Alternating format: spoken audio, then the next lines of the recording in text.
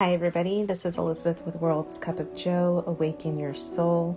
We are back for the conclusion of Chapter 2 of Oscar Wilde's The Picture of Dorian Gray in our Soul Through Literature series. As a brief recap, in the first part of Chapter 2, the artist Basil Hallward has allowed his friend Lord Henry to meet his art subject and inspiration, Dorian Gray. Lord Henry and Dorian engage in a great philosophical discussion about life, and that is where we resume in the middle of this conversation. First quote, "People are afraid of themselves nowadays. They have forgotten the highest of all duties, the duty that one owes to oneself. Of course they are charitable. They feed the hungry and clothe the beggar, but their own souls starve and are naked." Lord Henry. I don't want to claim that I know exactly what Lord Henry was intimating when he said that people are afraid of themselves nowadays, but I will discuss how I view this statement. People are driven by fear-based mind energies in almost all situations in their lives. They don't take chances, or they hold themselves back from trying new experiences. Often, people even push away love due to fears from the mind.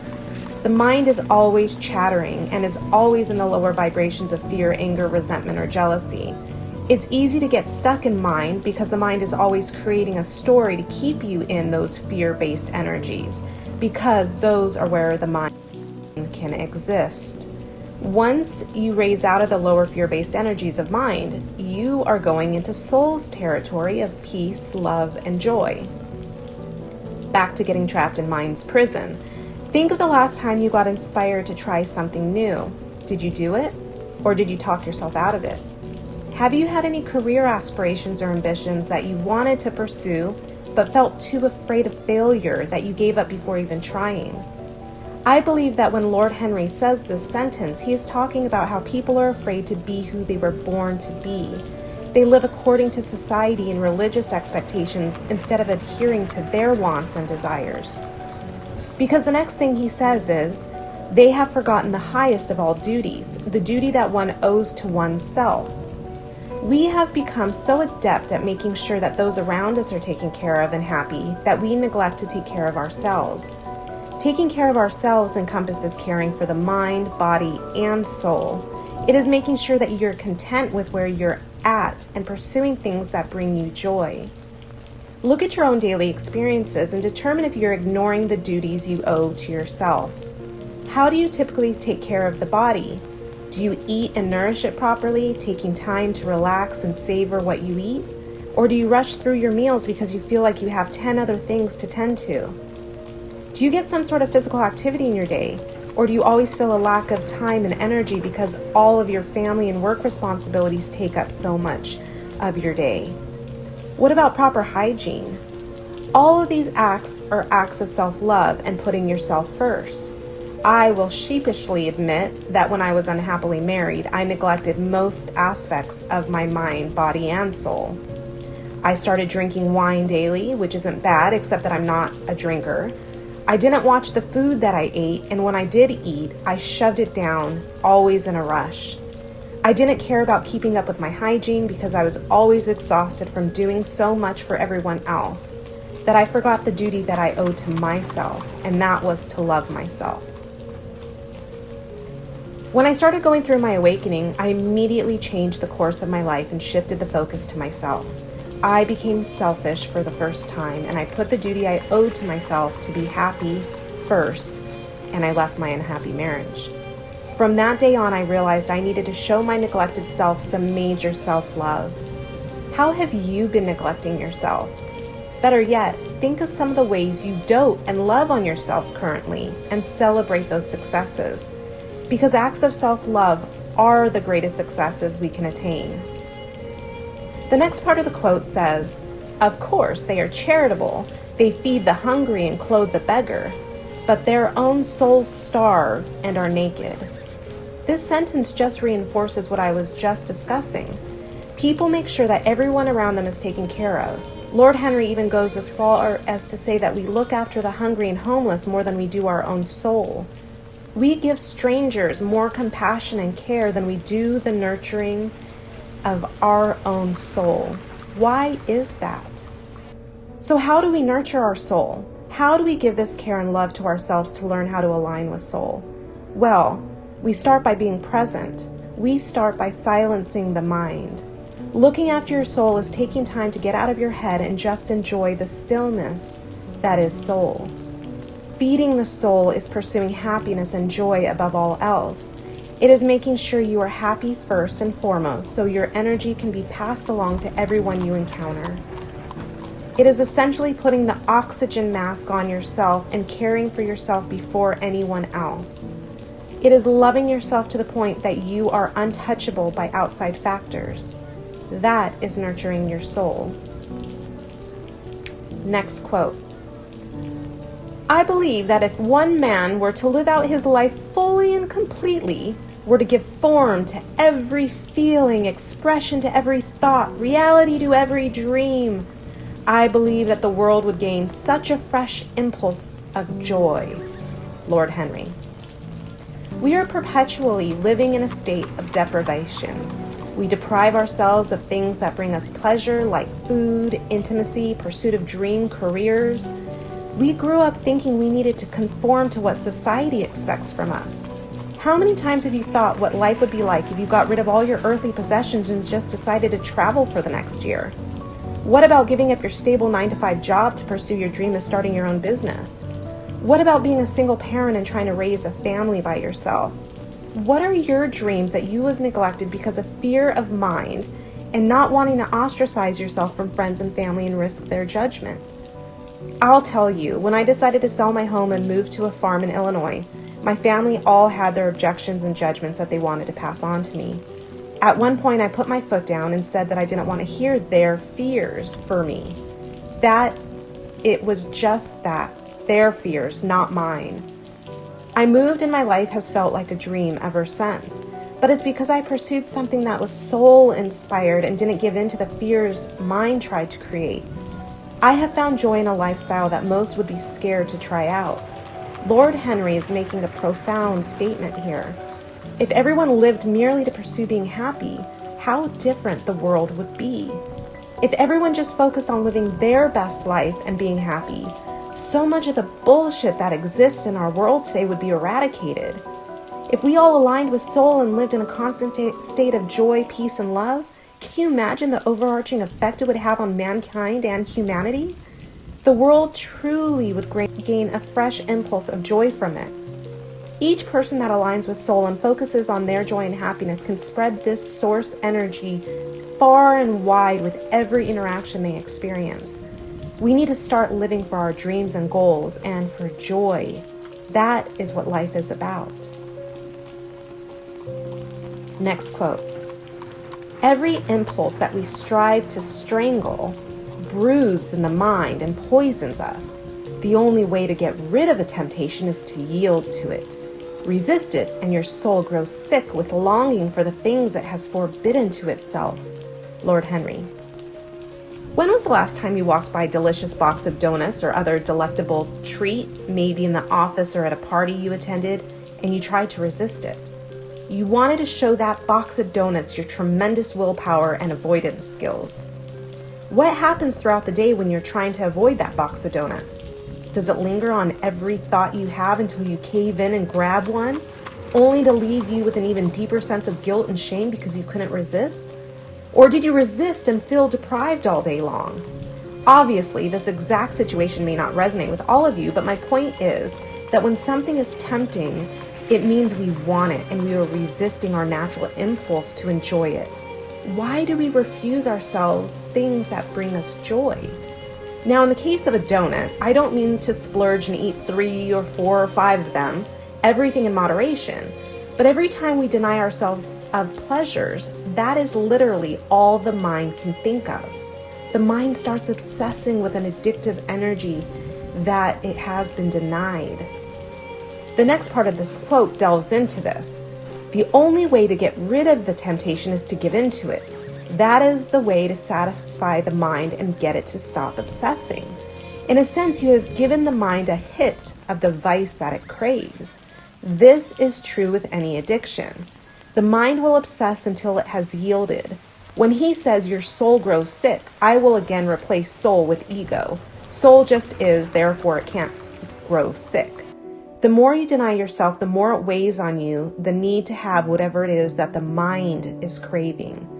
The only way to counter this is through presence and soul alignment. Any addiction can be quelled through balancing the addictive energy and focusing on getting deeper in soul. The reason is because soul doesn't need anything. It just is. If you are aligning with soul, that is when the needs the mind expresses subside. Next quote. It has been said that the great events of the world take place in the brain. It is in the brain only, that the great sins of the world take place also. Lord Henry. I would like to suggest that some of the greatest events of the world, although occurring from the brain, were downloads from soul. Soul inspiration is when the world and thought has expanded in a way that has never been seen before.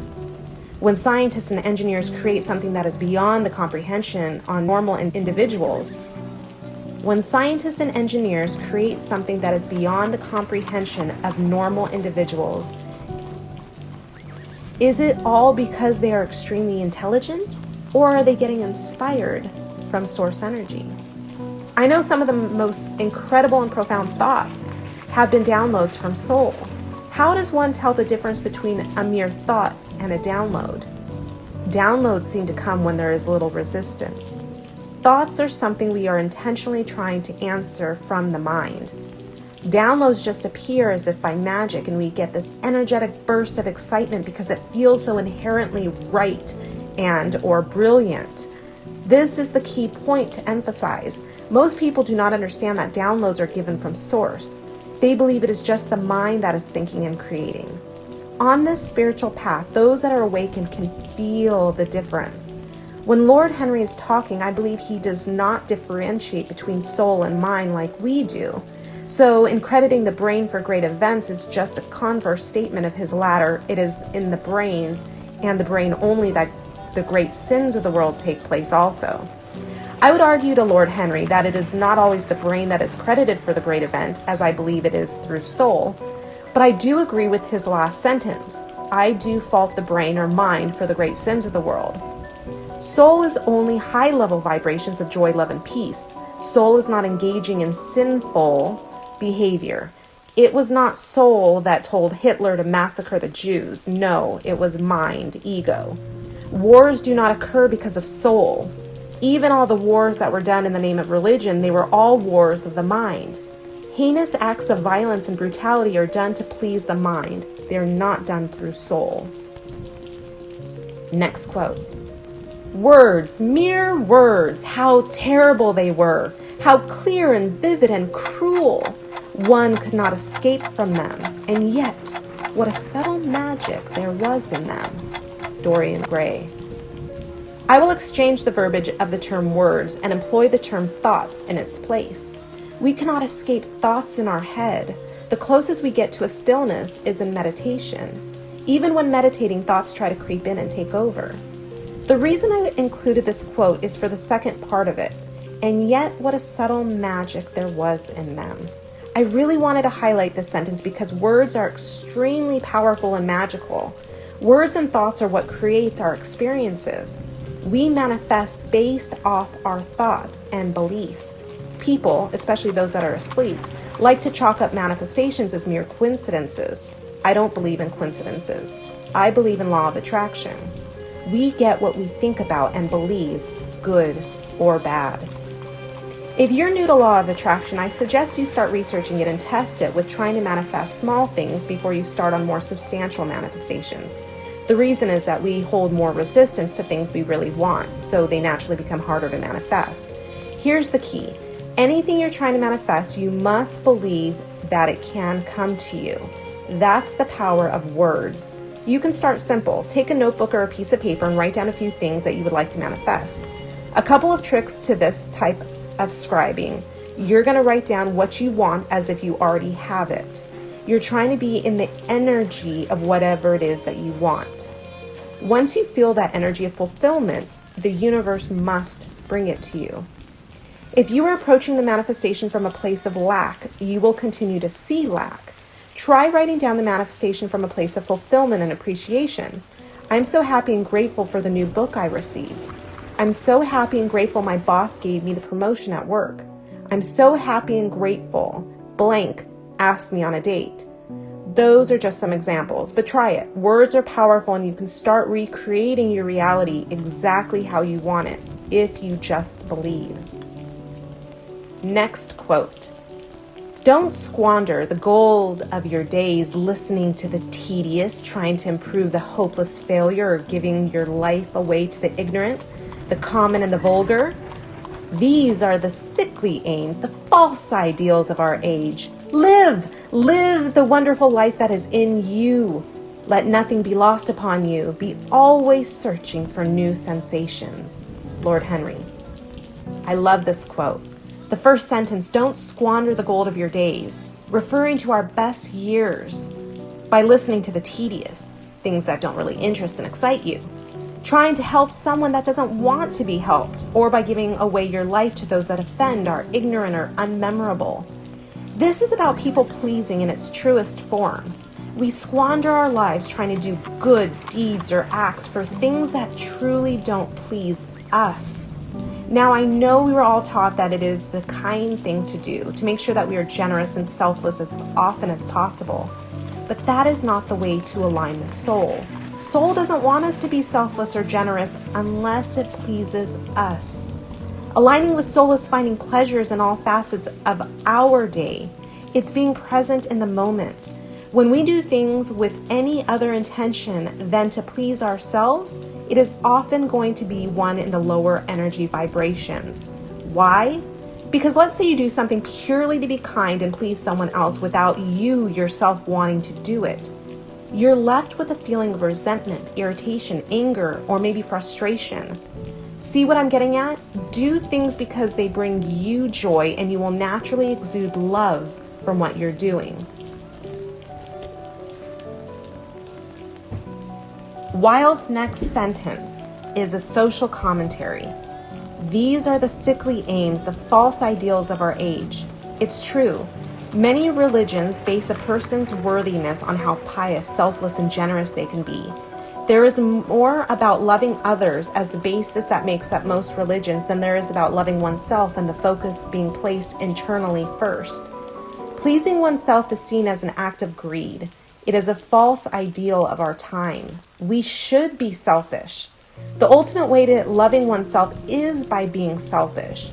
It shouldn't have a negative connotation, although it does and probably always will. But I will say this, once I started living for me and being selfish, my relationships all changed for the better. The main reason, I was happy, and I was now able to share and spread that happiness with those around me. Last quote. A furry bee came and buzzed round it for a moment. Then it began to scramble all over the oval stellated globe of the tiny blossoms. He watched it with that strange interest in trivial things that we try to develop when things of high import make us afraid, or when we are stirred by some new emotion for which we cannot find expression, or when some thought that terrifies us lays sudden siege to the brain and calls on us to yield. Dorian Gray. This last quote I chose to include was because it talked about presence. The way Wilde wrote about it was so poetic that I wanted to let you all sip in the beauty of it with me. Dorian is looking outside and looking at a bee that has landed on a flower. When we are present, we start noticing the tiny things happening around us. When we are in mind, we miss so much around us because we are clouded by our thoughts. Have you ever talked to someone a few times and then thought back and wondered what eye color do they have? If so, it's likely because you were not being present and actively aware of what was happening in the now moment. Or what about when you've sat in a classroom for an hour and had no clue at the end of the period what the teacher discussed? You were in mind. Or maybe you went to the movies and missed some of the most important key moments because you were lost in thought. The point is, when you are present, you can see even the tiniest details of things going on around you. It's quite spectacular. Dorian is noticing the bee hop around the flowers. I myself have noticed ants walking on a blade of grass. When I started my spiritual awakening, I started noticing birds singing all around me all the time. Were they there before and I didn't hear them? Or were they just starting to appear at that time? My guess is that they were always there and I was too lost in thought to notice, let alone appreciate them. I think that is why birds became my thing. They are a constant reminder to me to stay present. The songs they sing for me are extraordinary. For me, they are a gift from the universe when I hear them. For Dorian in this passage, his remarks show that he uses presence to stop fear when they take over. He doesn't recognize it as presence, but that is exactly what he is saying. He says, a notice in trivial things when fears start to take over. He is correct. Presence erases fear because presence is soul, while fear is mind. If you get to a place of fear and angst, presence will always be your remedy because that is how you align with soul. Thank you for joining me for the conclusion of Chapter 2 of The Picture of Dorian Gray in our series Soul Through Literature. Join me again next week where we discuss soul in Chapter 3 of the book. Thank you guys.